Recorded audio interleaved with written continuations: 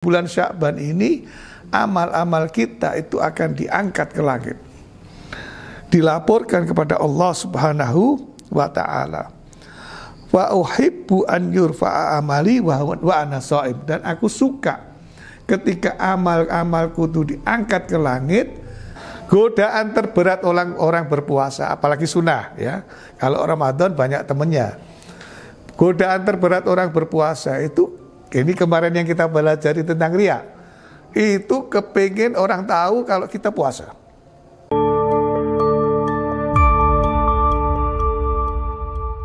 Assalamualaikum warahmatullahi wabarakatuh. Alhamdulillah, assalatu wassalamu ala rasulillah Sayyidina wa maulana Muhammad ibn Abdillah wa alihi wa ashabihi wa man walah ila yaumil qiyamah, amma ba'd. Saudara-saudara, malam hari ini saya akan membahas tentang bulan Sya'ban. Ada dua bagian.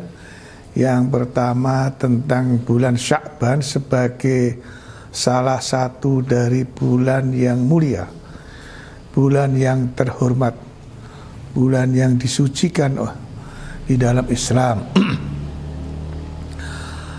Yang kedua tentang ibadah, khususnya puasa di bulan Sya'ban. Dan lebih khusus lagi malam nisfu Sya'ban, malam pertengahan bulan Sya'ban.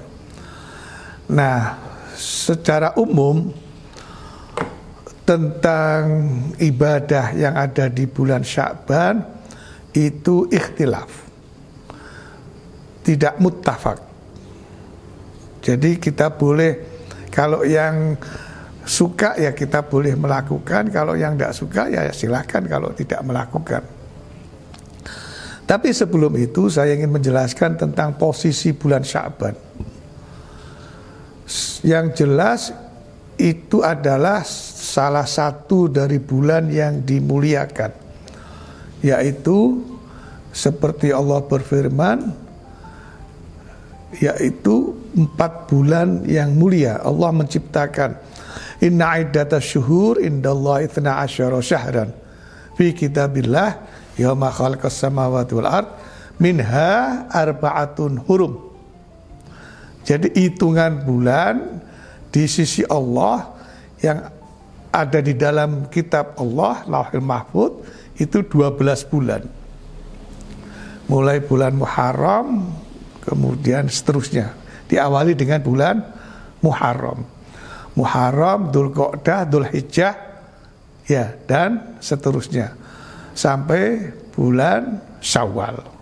Ya, jadi sebagai orang Islam jangan kaget karena nama-nama bulan yang digunakan di dalam Islam itu sudah ada sejak sebelum Islam atau sejak sebelum risalah Kanjeng Nabi Muhammad SAW, sejak zaman jahiliyah, ya.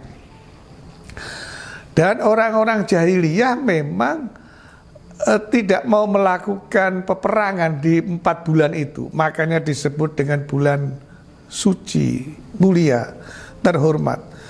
Kita tidak boleh melakukan sesuatu karena terhormatnya bulan itu.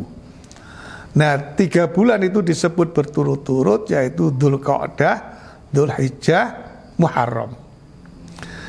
Yang terpisah itu bulan Rajab. Saya sudah pernah menjelaskan ini ya. Sudah di YouTube juga ya. Ya. Nah, saudara-saudara sekalian, Kanjeng Nabi Muhammad SAW bersabda, "Dzaka syahrun yaghfulun nasu anhu baina Rajabin wa Ramadana wa huwa syahrun turfa'u fihi al-a'malu ila rabbil alamin azza wa jal fa uhibbu an yurfa'a amali wa ana sha'im." Ya, Kanjeng Nabi dalam sebuah hadis yang diriwayatkan dari Imam Ahmad juga Imam Nasa'i yang cukup panjang, di akhir teks kalimat hadis itu berbunyi, itulah bulan Sya'ban yang banyak manusia melupakan, karena bulan itu turfa'u bihil amal. Di bulan Sya'ban ini amal-amal kita itu akan diangkat ke langit, dilaporkan kepada Allah Subhanahu wa ta'ala. Wa uhibbu an yurfa'a amali wa ana shaim. Dan aku suka ketika amal-amalku itu diangkat ke langit, aku sedang dalam keadaan berpuasa.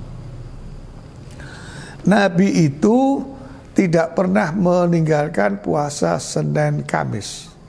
Ya. Kenapa? Karena Nabi mengatakan 2 hari itu tu'radu fihima al-a'malu ala rabbil alamin.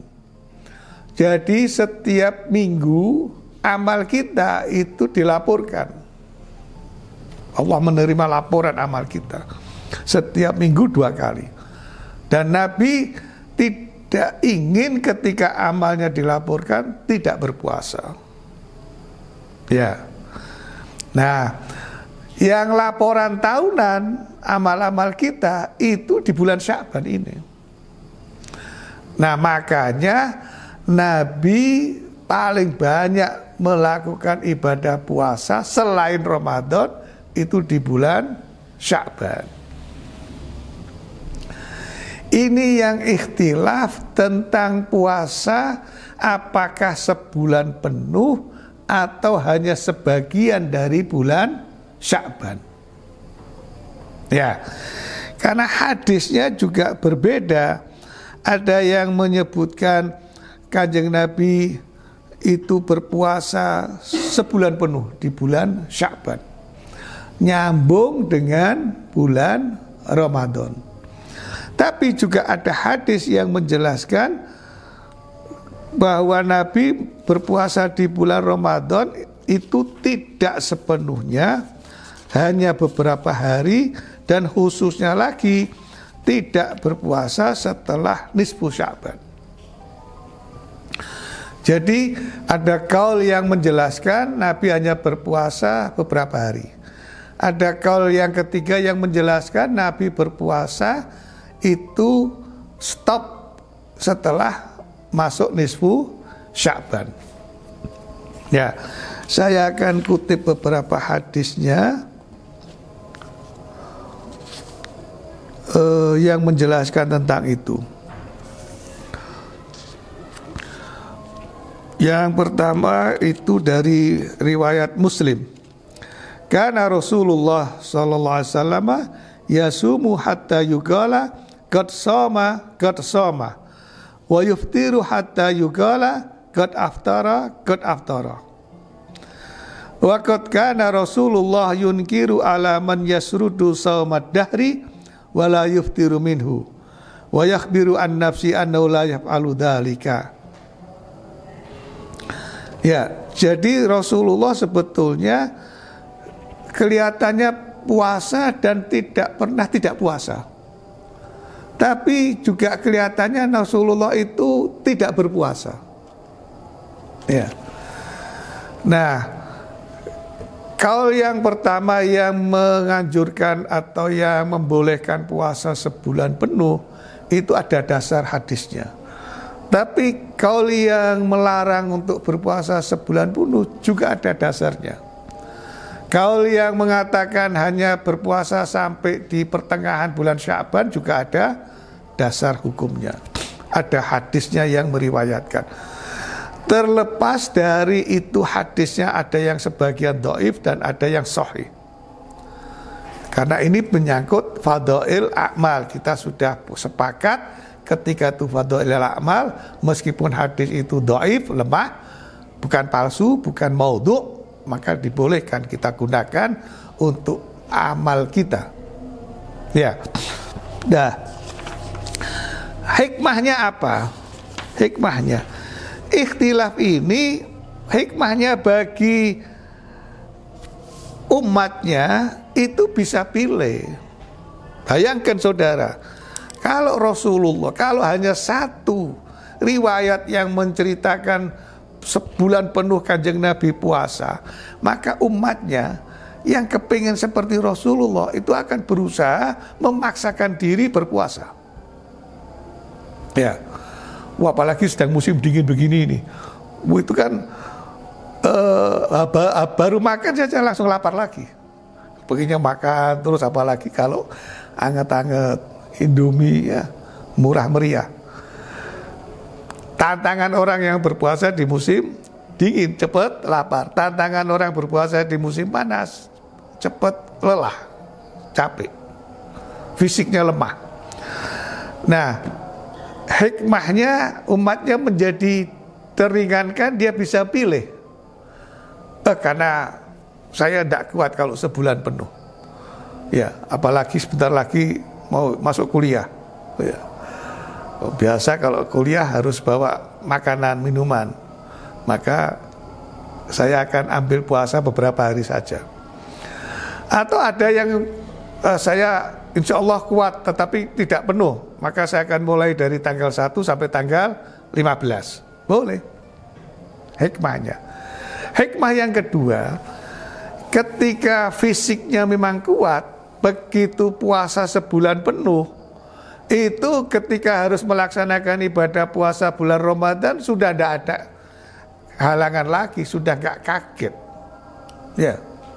Karena apa? Sudah terlatih sebulan penuh. Maka gak ada keraguan untuk memasuki, menyongsong puasa Ramadan. Ya. Nah, tetapi yang puasanya hanya beberapa hari itu juga ada hikmahnya. Karena apa? Karena katakan kalau dia tidak pernah puasa sunnah, maka di bulan Sya'ban ini kesempatan untuk mengkondisikan pencernaan kita, sehingga begitu hari pertama Ramadan gak kaget.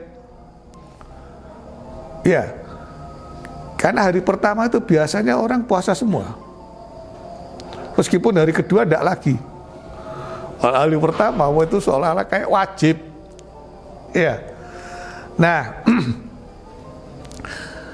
hari pertama warung aja tutup semua, susah cari warung. Hari kedua mulai buka separuh, tutup. Wah, hari ketiga sudah buka semua, pintunya sudah terbuka semua. Saudara-saudara sekalian, ada conditioning, training agar supaya pencernaan orang yang tidak atau jarang atau bahkan tidak pernah berpuasa sunnah itu sudah terkondisi masuk Ramadan gak kaget lagi. Nah, apalagi kalau itu dilaksanakan mulai tanggal 1 Syawal sampai dengan 15 Syawal. Ya, mohon maaf, 1 Sya'ban sampai 15 Sya'ban. Ingatnya Syawalnya saja terus. Ya. Jadi bagaimana Rasulullah pertama puasa di bulan Sya'ban itu sangat dianjurkan, mustahab. Nah, kalau puasa sebulan penuh itu yang dimakruhkan. Kalau puasa sebulan penuh menjadi makruh. Tetapi kalau puasa sebagian dari bulan Sya'ban, hari-hari di bulan Sya'ban, malah justru itu yang mustahab, sangat dianjurkan. Oleh karena itu, hikmah ikhtilaf ini untuk umat Islam. Ya, saya akan bacakan misalkan yang tadi saya lanjutkan di dalam muttafaq alaih Sahih Muslim dan Bukhari. Ana Aisyah radhiyallahu anha qalat ma ra'aitu Rasulullah sallallahu alaihi wasallam istakmala siyama syahri qattun illa Ramadan. Wa ma ra'aituhu fi syahrin aktsara siyaman minhu fi Sya'ban. Zadal Bukhari fi riwayah kana yasumu Sya'ban kullahu. Di dalam hadis riwayat Bukhari, Kanjeng Nabi puasa Sya'ban sebulan penuh. Ya, tetapi di dalam riwayat yang disampaikan oleh Siti Aisyah, Siti Aisyah mengatakan, aku tidak pernah melihat Rasulullah berpuasa sempurna sebulan penuh kecuali Ramadan. Ya. Jadi tinggal kita mau ikut yang mana. Karena bisa jadi Rasulullah tidak ingin memberatkan umatnya, beliau puasa tetapi tidak kelihatan puasa. Ada seorang, bukan seorang, Masya Allah, Nabi Allah Isa bin Maryam alaihissalam, Nabi Isa itu pernah mengatakan, kalau engkau berpuasa, maka basahilah lidahmu dan jenggotmu, ya, supaya apa? Dengan wangi-wangian, dengan misalkan kayak lipstik itu, ya, supaya apa? Supaya orang tidak tahu kalau Anda sedang puasa. Godaan terberat orang berpuasa, apalagi sunnah, ya. Kalau Ramadan banyak temennya. Godaan terberat orang berpuasa itu, ini kemarin yang kita belajar tentang riya, itu kepingin orang tahu kalau kita puasa. Ya, mohon maaf ya, bau mulut saya hari ini agak gak enak. Wah, nanti terus, oh sedang puasa ya, wah seneng dia. Cerita kalau bau mulutnya sedang gak enak, itu tujuannya supaya, ya, supaya dia tahu kalau dia sedang berpuasa. Kadang-kadang gitu. Atau sering meludah, bentar-bentar meludah, ya. Kok bolak-balik kok meludah? Ya, biar jangan sampai masuk ke dalam ludah saya. Oh, puasa ya. Nah, gitu. Paling berat itu godaan. Apalagi puasa 6 hari Syawal seperti yang pernah saya jelaskan. 6 hari Syawal. Orang lain pada makan, kita puasa. Kita kedatangan tamu, kita bagaimana bisa menjamu tamu, tapi orang tamunya nggak ngerti kalau kita puasa. Jangan sekali-kali bulan Syawal, Idul Fitri, Anda berpuasa, ada tamu, langsung, mohon maaf ya, hari ini saya sedang puasa, saya tidak mengeluarkan wedang, ya, mohon maaf ini jajanan saya singkirkan semua, karena tidak boleh, ya. Nah, lalu bagaimana kalau kita itu sedang bertamu, kita sedang puasa sunnah Sya'ban, kita bertamu, disuguhi, ya, disuguhi. Ya kalau kepengen tidak ketahuan itu ya disuguhi diterima saja. Tapi misalkan ini, nah ini kebetulan ada cangkir ini, pura-pura diminum, udah sampai sini saya taruh lagi ngomong lagi, ya, ngomong lagi sampai pamitan nggak jadi diminum. Tuan rumahnya, loh kok nggak jadi diminum? Aduh ya lupa tadi, karena kita asik ngobrol, ya sudahlah, buat yang di rumah saja, saya keburu-buru ini, ya. Itu yang paling bagus. Nah, tantangannya di situ. Bisa jadi Rasulullah sebetulnya puasa penuh sebulan, tapi tidak kelihatan kalau beliau puasa sebulan penuh. Sampai Siti Aisyah sendiri tidak mengetahui persis. Meskipun Imam Bukhari di dalam riwayat hadisnya menambahkan, kana yasumu sya'bana kullahu. Ya. Wali Muslim fi riwayatin kana yasumu sya'bana kullahu. Tapi kana yasumu sya'bana illa qalilan. Cuma sedikit, hanya beberapa hari. Nah, saya hanya ambil beberapa hari saja, supaya santri-santri nggak kaget. Wah, kok puasa semua? Dan tidak boleh terus saya bilang ke santri, mohon maaf karena hari ini puasa maka nggak ada makan pagi. Protes semua nanti. Ya.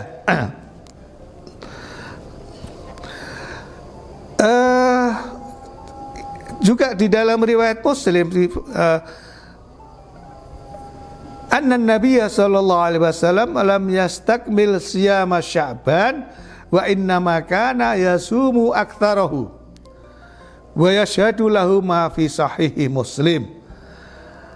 An Aisyah radhiyallahu anha qalat ma alimtuhu, yakni Nabi sallallahu alaihi wasallam shoma syahran kullahu illa Ramadan. Jadi kalau tadi ada mengatakan sedikit, berarti hanya beberapa hari. Tapi di riwayat yang lain ada yang mengatakan lebih banyak puasanya daripada tidaknya. Ya. Dan kalau sebulan penuh, kata Siti Aisyah, aku tidak pernah menyaksikan kecuali di bulan Ramadan. Tergantung. Yang penting jangan sama sekali tidak pernah berpuasa di bulan Sya'ban, meskipun sehari. Ya. Tapi jangan setengah hari. Minta diskon. Ya. 3/4 hari, begitu asar langsung cepet-cepet. Ya. Ya puasa normal orang dewasa ya. Kalau tadi bulan Sya'ban, bulan diangkatnya amal kita. Kalau nisfu Sya'ban itu